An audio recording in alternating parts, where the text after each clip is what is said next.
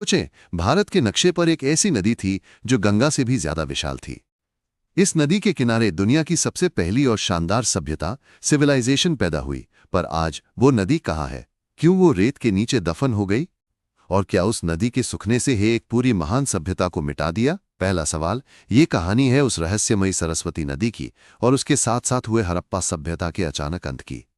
ये सिर्फ इतिहास नहीं, ये एक चेतावनी है। इसे इंडस वैली सिविलाइजेशन कहते हैं, पर असली सच ये है कि इसकी 80% साइट सरस्वती के पुराने रास्ते पर मिली हैं। ये लोग हमसे कितने आगे थे? उनके पास परफेक्ट सड़कें, पब्लिक बाथ्स और वो टेक्नोलॉजी थी जो 2000 साल बाद रोम में आई। सरस्वती नदी का जिक्र हिंदू वेदों और पुराणों में कैसे मिलता है?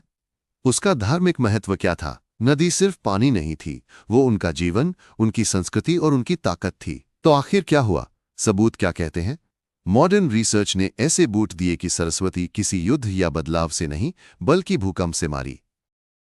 हिमालयाज में बड़े टेक्टोनिक चेंजेस हुए, दूसरी नदियां ने अपना रास्ता बदल लिया। नदी का पानी चोरी हो गया और सरस्वती का भांडार सूख गया। सोचे, हजारों साल की संस्कृति बस पानी के एक रास्ता बदलने से खत्म होने की कगार पर थी। नदी सूख गई और उसके साथ ही सभ्यता की ताकत कम हो गई। अब लोगों के पास सिर्फ दो रास्ते थे, मरना या पलायन करना। हड़प्पन लोग छोटे छोटे ग्रुप्स में गंगा और दूसरे क्षेत्रों की तरफ चले गए। ये कोई अचानक अंत नहीं था, बल्कि धीरे धीरे हुआ मौसम और जियोग्राफी का बदलाव था। ये घटना हमें क्या सिखाती है?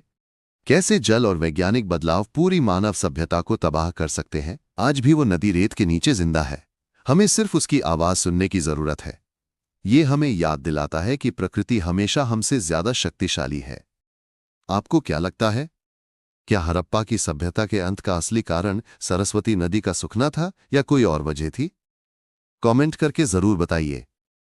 अगर आपको इतिहास के ऐसे ही अनकहे रहस्य जानने में दिलचस्पी है तो चैनल को अभी सब्सक्राइब करें और उस बेल आइकॉन को दबाएं ताकि आप कोई वीडियो मिस न करें।